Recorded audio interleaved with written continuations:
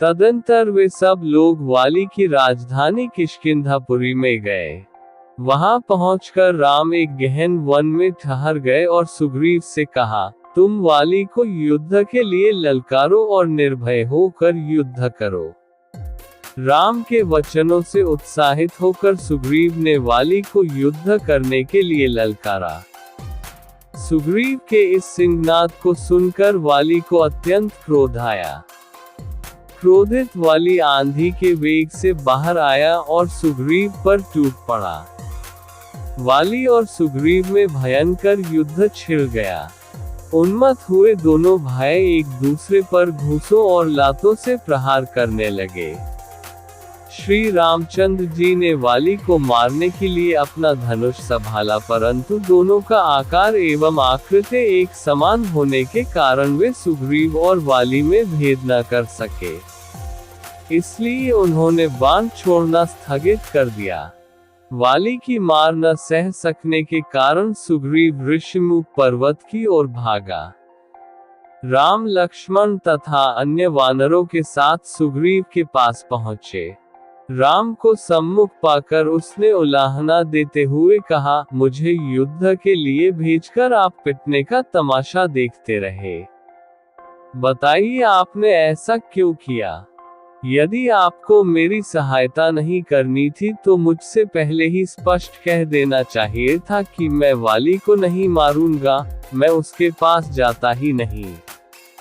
सुग्रीव के क्रोध शब्द सुनकर रामचंद्र ने बड़ी नम्रता से कहा, सुग्रीव, क्रोध त्यागो और मेरी बात सुनो। तुम दोनों भाई रंग रूप, आकार, गति और आकृतियों में एक समान हो, अतः मैं तुम दोनों में अंतर नहीं कर सका और मैंने बाण नहीं छोड़ा।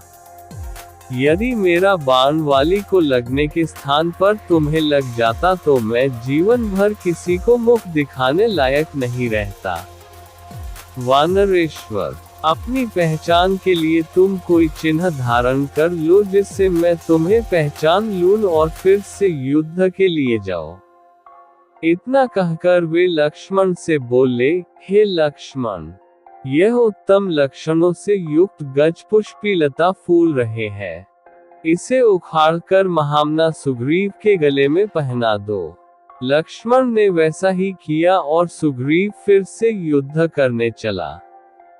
इस बार सुग्रीव ने दूने उत्साह से सिंहनाद करते हुए घोर गर्जना की, जिसे सुनकर वाली आंधी के वेग से बाहर की ओर दौड़ने को उद्यत हुआ। किंतु उसकी पत्नी तारा ने भयभीत होकर वाली को रोकते हुए कहा, हे वीरश्रेष्ठ, अभी आपका युद्ध के लिए जाना श्रेयस्कर नहीं है। सुग्रीव एक बार मार खाकर भाग जाने के पश्चात फिर युद्ध करने के लिए लौटा है। इससे मेरे मन में शंका उत्पन्न हो रही है। ऐसा प्रतीत होता है कि उसे कोई प्रबल सहायक मिल गया है और वह उसी के बल पर आपको ललकार रहा है। मुझे कुमार अंगद से सूचना मिल चुकी है कि अयोध्या के अजेय राजकुमारों राम और लक्ष्मण के साथ उसकी मैत्री हो गई है। संभव है वही उसकी सहायता कर रहे हो। राम के पराक्रम के विषय में तो मैंने भी सुना है। वे शत्रुओं को देखते देखते धराशायी कर देते हैं। यदि वे स्वयं सुग्रीव की सहायता कर रहे हैं तो उनसे लड़कर आपका जीवित रहना कठिन है। इसलिए उचित यही है कि इस अवसर पर आप बैर छोड़कर सुग्रीव से मित्रता कर लीजिए। उसे युवराज पद दे दीजिए। वह आपका छोटा भाई है और इस संसार में भाई के समान हितु कोई दूसरा नहीं होता। उससे इस समय मैत्री करने में ही आपका कल्याण है। तारा के इस प्रकार समझाने वाली ने कहा, वरान ने, मैं सुग्रीव की ललकार को सुनकर कायरों की भांति घर में छिपकर नहीं बैठ सकता और न ललकारने वाले से भयभीत होकर उसके सम्मुख मैत्री का हाथ ही बढ़ा सकता हूँ। श्री रामचंद्र जी के विषय में मैं भी जानता हूँ। वे धर्मात्मा हैं और कर्तव्य को समझने वाले हैं। वे पाप कर्म नहीं कर सकते। तुमने मेरे प्रति अपने स्नेह एवं भक्ति का प्रदर्शन कर दिया। अब मुझे मत रोको।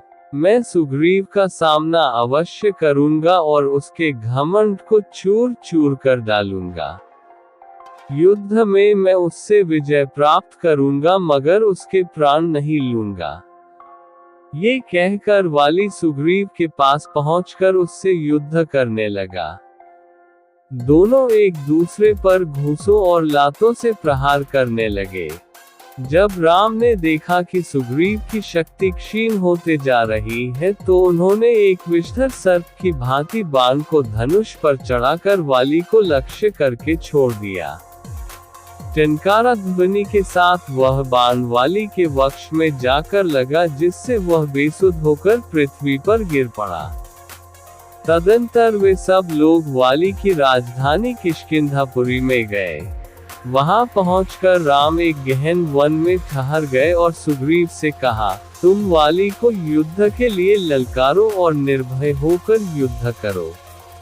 राम के वचनों से उत्साहित होकर सुग्रीव ने वाली को युद्ध के लिए ललकारा।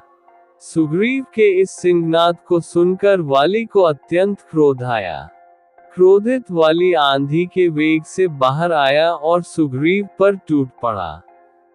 वाली और सुग्रीव में भयंकर युद्ध छिड़ गया।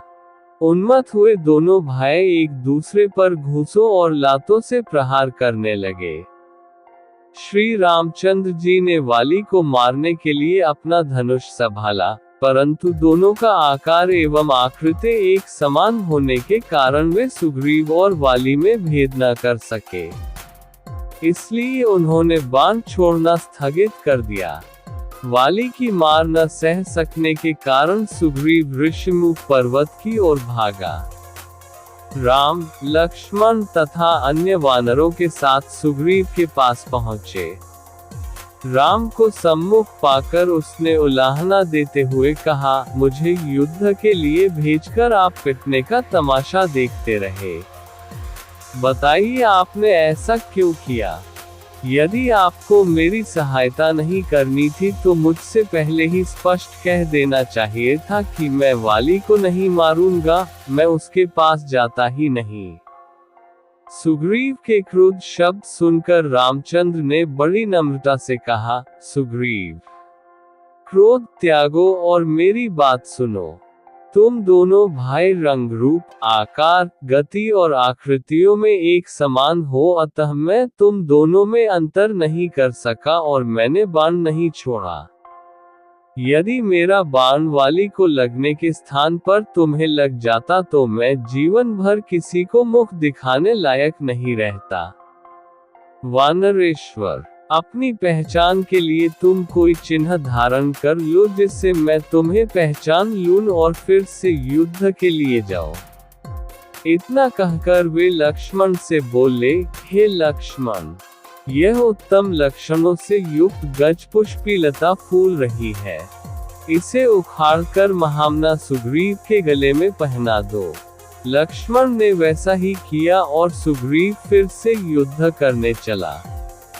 इस बार सुग्रीव ने दूने उत्साह से सिंहनाद करते हुए घोर गर्जना की, जिसे सुनकर वाली आंधी के वेग से बाहर की ओर दौड़ने को उद्यत हुआ। किंतु उसकी पत्नी तारा ने भयभीत होकर वाली को रोकते हुए कहा, हे वीरश्रेष्ठ, अभी आपका युद्ध के लिए जाना श्रेयस्कर नहीं है। सुग्रीव एक बार मार खाकर भाग जाने के पश्चात फिर युद्ध करने के लिए लौटा है। इससे मेरे मन में शंका उत्पन्न हो रही है। ऐसा प्रतीत होता है कि उसे कोई प्रबल सहायक मिल गया है और वह उसी के बल पर आपको ललकार रहा है। मुझे कुमार अंगद से सूचना मिल चुकी है कि अयोध्या के अजेय राजकुमारों राम और लक्ष्मण के साथ उसकी मैत्री हो गई है। संभव है वही उसकी सहायता कर रहे